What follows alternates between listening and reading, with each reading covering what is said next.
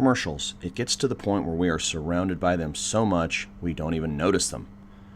Understand that your age group, the age group of 16 to 24, is one of the most highly advertised groups in history. The reason for this is because these companies know you're about to get a job. You're about to start making money, and they'd like you to start buying their products early so that you've got a long life of spending money on their product. I know that in the world of DVRs, some of us don't even watch commercials anymore, but some of them are still really funny. I hate that cable only lets us record 2 shows at once. Me too. Cable's worse than... Not being able to record all our shows at once is more annoying than... All fun aside, we're going to talk about 3 different types of commercials today. This doesn't mean that there aren't other kinds, but basically, most commercials you'll see on TV will fall into one of these 3. The first one we'll talk about is a price commercial. Now, price commercials are just that, commercials that talk about the price all the time. They let you focus on the inexpensiveness of the product. Oftentimes, quality isn't always spoken about. This doesn't mean that the products are always garbage, but a lot of times they are mid-level or lower-level types of products in a market. Check out this funny example of a price commercial. Wow! That's a low price! Wow! That's a low price! Wow!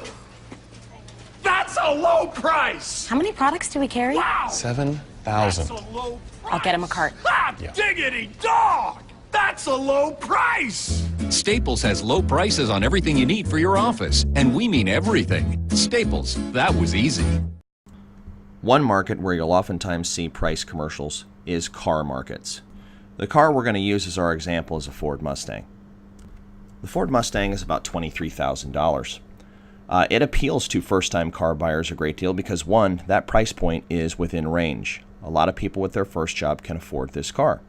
It also has a lot of an appeal for young people because it's fun. Now, what I'm wanting you to do today is to take an analytical look at the way marketing people create commercials. You can tell who they believe will buy their product based on how their commercial works, what it looks like.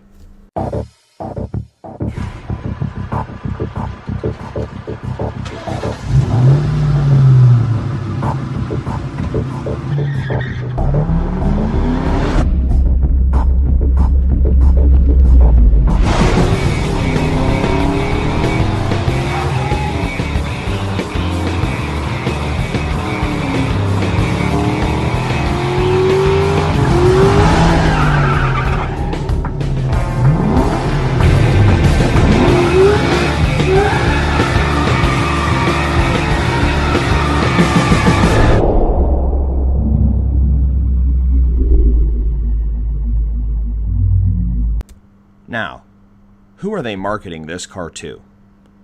Old people? I don't think so. I think they're marketing it towards probably males 22 to 25 who want to race around with their hair on fire. Now, when you think about these commercials a lot, what else do they have in them? Well, the guy is always good looking. He looks like he's moderately successful. He drives around really fast, just like this commercial that you watched. And in the end, he gets the girl. There's always a girl in his commercial that he picks up or is taking somewhere.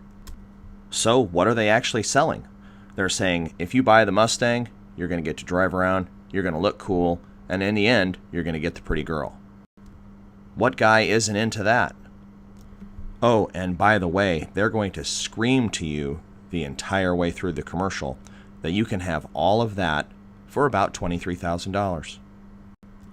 So the focus is, here's what you can have for really not all that much money. So to review, a price commercial, the price is repeated over and over. They show you what you can get for a low price. Here's the life that you could have if you own the Ford Mustang.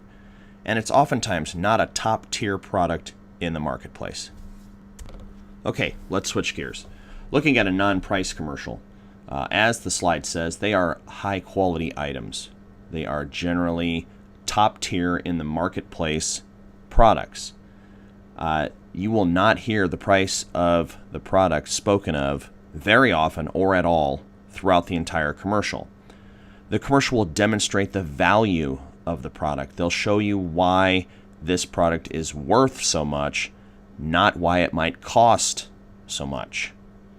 Now, also, when you think about products like this, who do they market these products to? Since we're talking about cars, we're going to stay in that marketplace and we're going to examine a Mercedes-Benz commercial.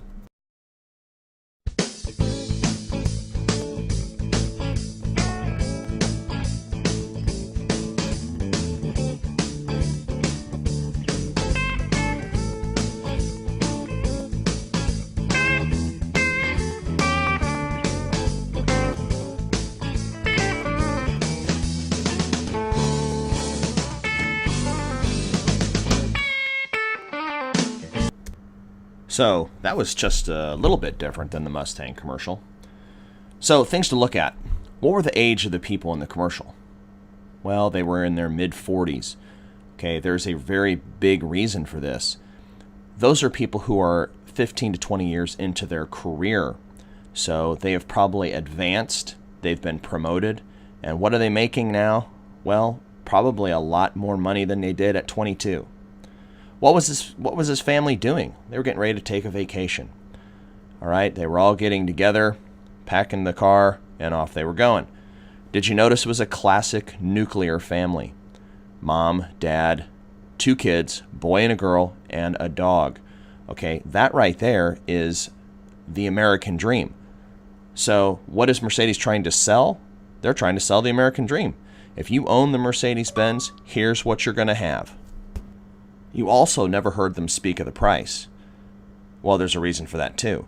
If they started out the commercial and said, this vehicle costs $80,000, a really high percentage of viewers would immediately stop watching because they can't afford it.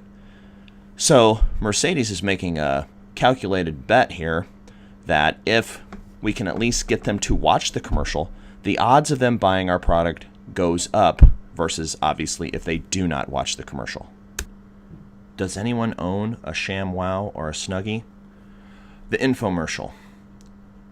First of all, oftentimes they are outwardly designed as a, hey neighbor, did you ever think that you might want to do this? Or hey, here's an option for that little problem that you have. Don't be fooled. In fact, I think infomercials are oftentimes the most underhanded.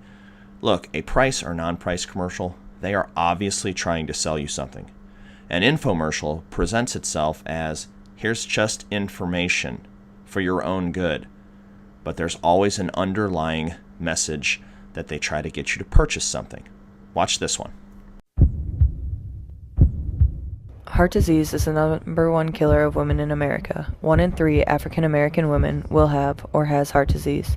So it is important to take care of your heart by exercising daily and maintaining a well-balanced diet and avoiding cholesterol, because your children and grandchildren need you. For more information, please contact the Clay County Health Department at 816-595-4200. That's 816-595-4200. So what did we see there? We saw a woman have a heart attack.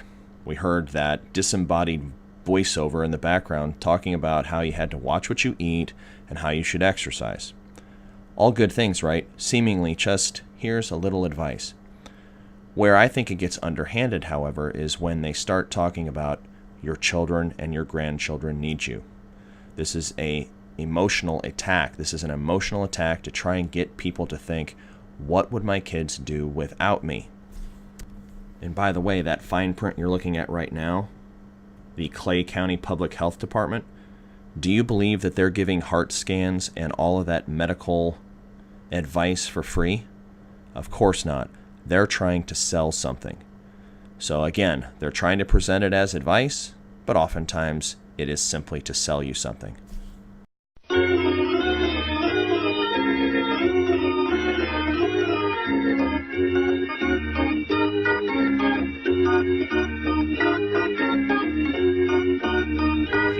To seek the Holy Grail.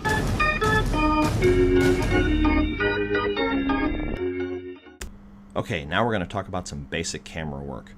The rule of thirds. As it says, it's aligning a subject with the guidelines and their intersection points. What exactly does that look like, and how does it help us?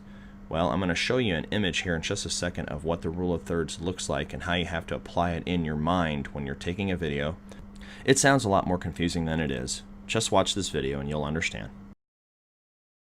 Grab your camera, because in this episode of 5 Minute Film School, we're talking about the rule of thirds.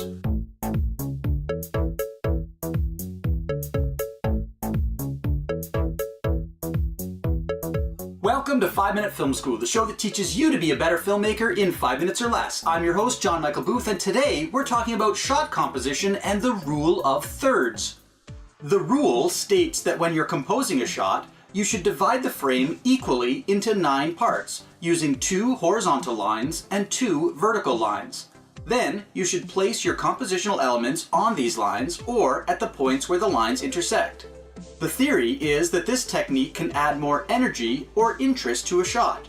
It's important to note that the rule of thirds is not really a rule. It's more like a suggestion or one way to make your shots look better. If your shot contains 2 subjects, you can frame them so that each one appears on one of the lines.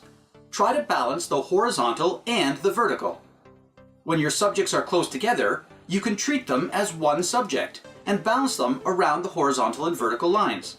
Sometimes it's enough to place your subject near one of the lines. Remember, this isn't a hard and fast rule.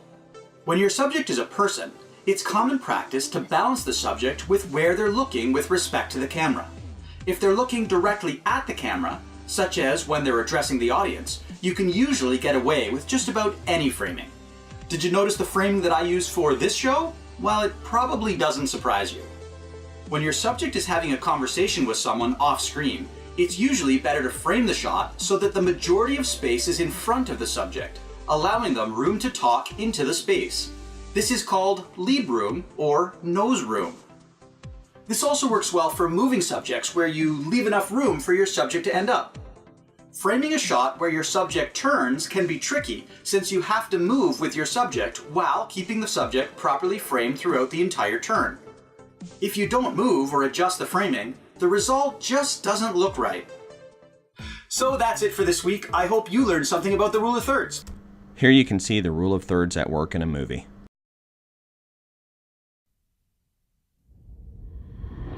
The eye of the enemy is moving.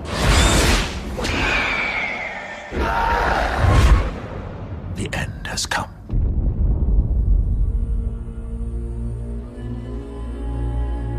Every day, Frodo moves closer to Mordor. How do we know Frodo is alive? What does your heart tell you?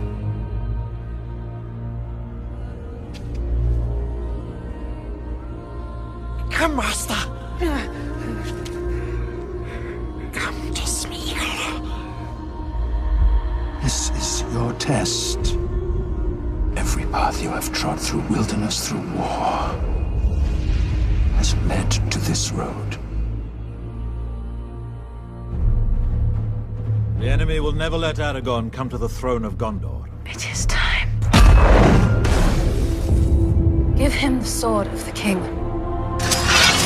Become who you were born to be.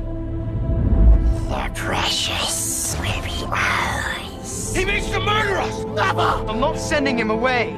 Come, Smeagol. The board is set. The pieces are moving.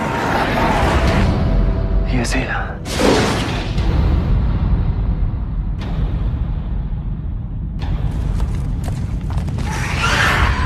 We come to it at last. I see in your eyes the same fear that would take the heart of me. A day may come when the courage of men fails. When we forsake our friends and break all bonds of fellowship. But it is not this day.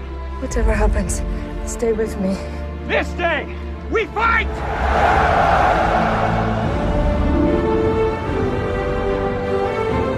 All you have to decide is what to do with the time that is given to you.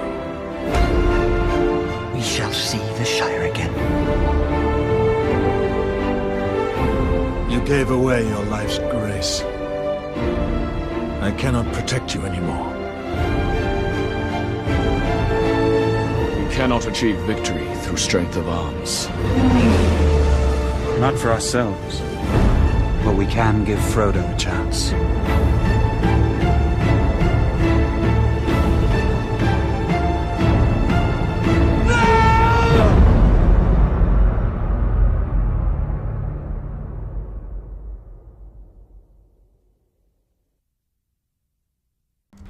The next skill we're going to talk about is the Ken Burns effect.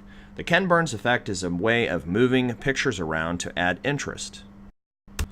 If all you did was look at pictures that weren't moving, it would be very boring very quickly, and more than likely you'd be very asleep. So Ken Burns developed a way to make it more interesting. Actually, in Final Cut Pro 10, it is very simple to add the Ken Burns effect. Watch this video and it'll show you how to do it.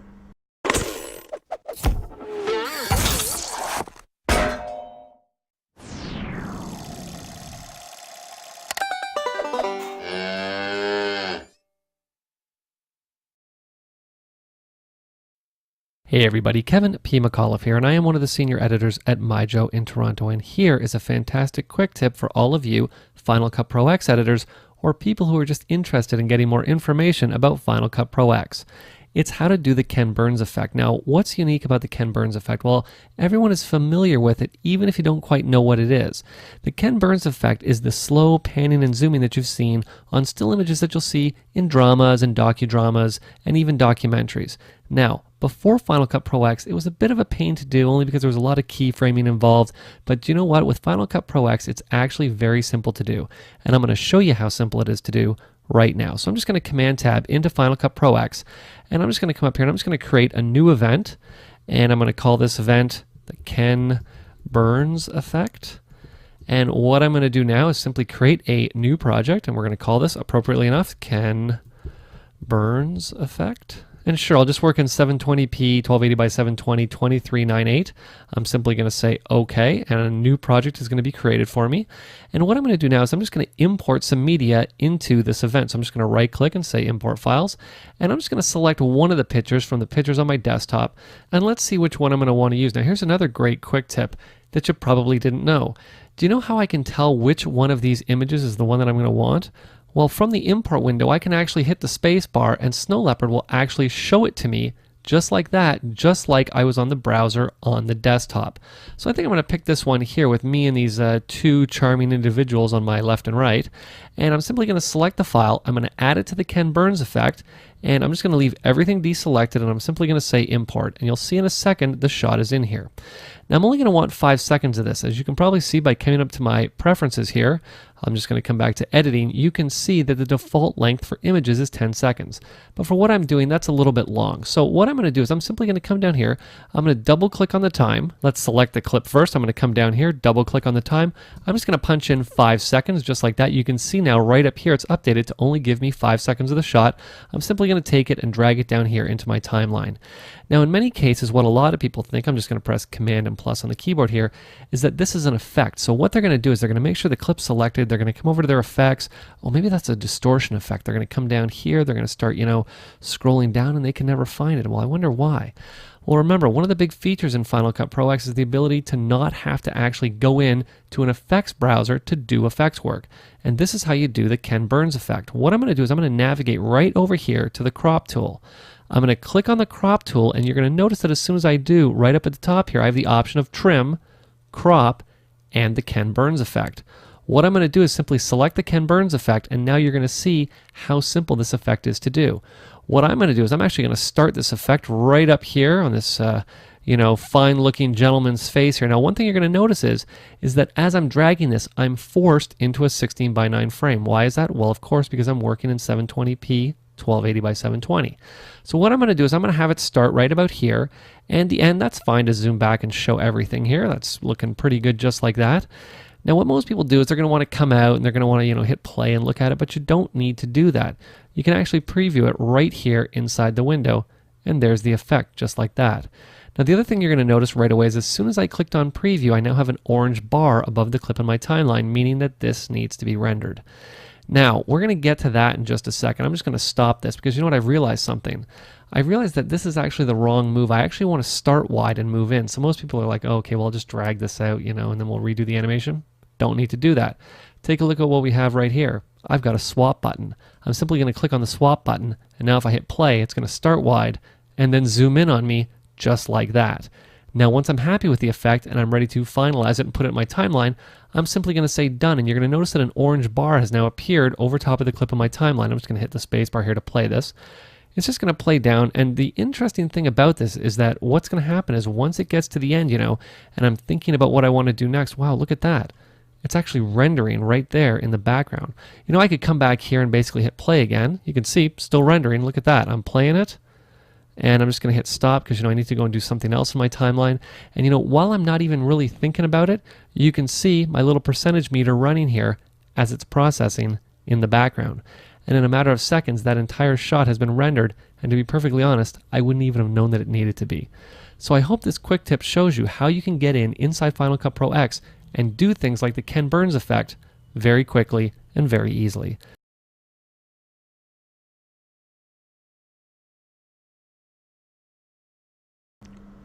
Yeah, baby.